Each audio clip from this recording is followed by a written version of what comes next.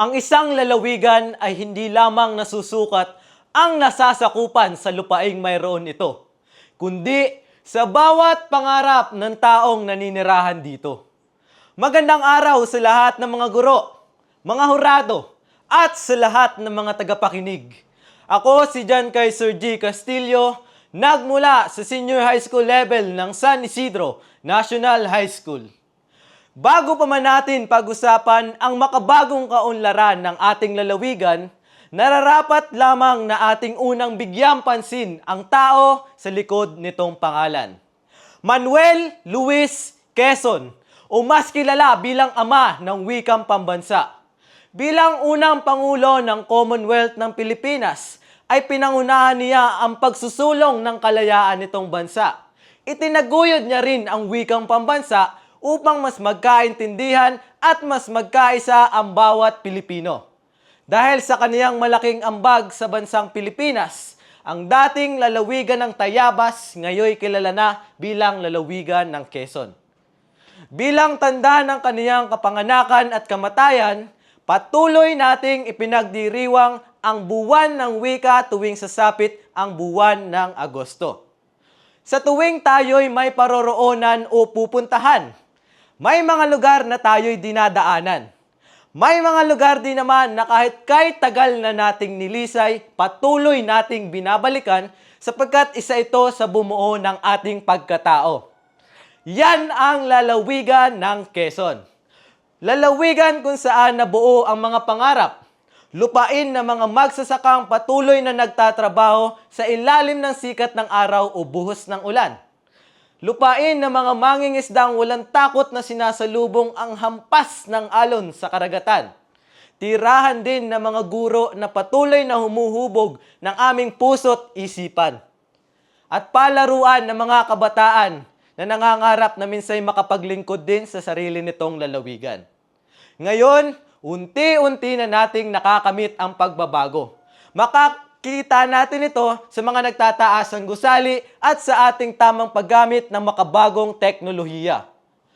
Ang dating akala ko'y isang himala, ngayoy unti-unti na nating nakakamit. Sabi nga sa isang social media post na aking nabasa, malayo pa, pero sobrang layo na. Ngunit kung kayo ang tatanungin, ano nga ba ang pag-unlad? Kung ako ang tatanungin, ang pag-unlad ay hindi lamang dahil sa mga nagtataas ng gusali. Hindi masasabi sa dami ng sasakyan o bilis ng internet. Umuunlad ang isang lalawigan kapag ang bawat pamilya ay nakakakain na ng 3 beses sa isang araw. Kapag ang bawat magsasaka ay mayroon ng sapat na kita sa kanilang bawat ani. Kapag wala ng kabataan ang tumitigil sa pag-aaral, dulot ng kahirapan. At higit sa lahat, kapag walang naiiwan. Bilang isang Quezonian, nararapat lamang na ating pangalagaan ng ating kalikasan, pagyamanin ng ating bawat kultura, at ipagpatuloy ang mga nakasanayan na nagbigay sa atin ng pagkakakilanlan. Sa tulong ng mga makabagong makinarya sa pagsasaka, mga bagong kagamitan sa pangingisda, teknolohiya sa komunikasyon at mga proyektong pang mga gusali ay mas mabilis na umuunlad ang ating lalawigan. Sa tulong din ito ay mas dumadami ang oportunidad para sa bawat Quezonian. At kaming mga kabataan, kami ang magpapatuloy anuman ng inyong nasimulan. Sabi nga ng isang guro namin sa asignaturang Pilipino, kapag ang bawat kabataan ay may tamang daan, ang isang lalawigan ay may maliwanag na kinabukasan. Kung kaya't ang bawat aral na aming natututunan, bawat talento na aming natutuklasan, at bawat pangarap na aming pilit na inaabot ay susi sa isang maunlad na lalawigang ipinangalan natin kay Quezon. Naway maging maliwanag sa bawat isa na ang kaunlaran ay hindi lamang nasa kamay ng bawat pinuno. Ito ay nasa bawat isa sa atin. Kung kaya't hinihikayat ko ang bawat isa na huwag nating hayaan na ang kaunlaran ay maging pangarap na lamang. Isabuhay natin ito saan man tayo naroroon. Sapagkat kapag ang bawat isang Quezonian ay nagkaisa, walang imposibleng hindi natin may isakatuparan. Sa uli, nais ko lamang itatak natin sa ating isipan ang pangalang sanhi ng ating kaunlaran.